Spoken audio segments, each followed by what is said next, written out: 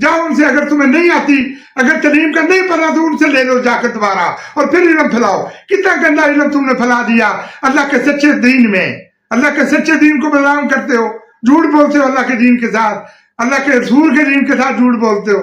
یہ تم نبی سے محبت کرتے ہو؟ تم نبی سے محبت نہیں کرتے، تم ٹھگ باز ہو، تم نبی کی محبت کو چھوڑ چکے ہو۔ اگر نبی کی محبت کرتے ہوتے نبی سے تو تم نبی کے قرآن کو کبھی نہ چھوڑتے۔ تم نے اللہ اور اس کے رسول کی کتاب کو پس پس کر دیا، اور نام نہاد اور من گرد اور اعلیٰ حضرت کیا جانتے تھے؟ وہ علم اعلیٰ حضرت کوئی علم نہیں جانتے تھے، ان کو نہیں پتا تھا زمین گول ہے یا زمین بچھی ہوئی ہے، وہ نہیں جانتے تھے۔ ان کے ساتھ وہی معاملہ تھا جو اٹلی کے ملک میں پیسا شہر میں گیلیلیو کے ساتھ ان کا معاملہ بنا۔ اسی لیے میں کہتا ہوں دین اسلام کی ایک بات پھر سے تشریح ہونی چاہیے۔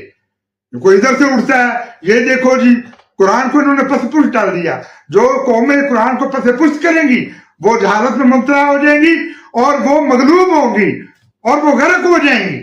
اور یہ غرق ہیں، کون سا اقتدار ہے ان کے پاس؟ محکوموں کی طرح پیچھے پیچھے پھرتے ہیں۔ یہ آخر کیوں پھرتے ہیں؟ دین اسلام کو ساری انسانیت کے لیے بھیجا گیا، غالب کیا گیا اس کو، وہ کیوں مغلوب ہو گیا؟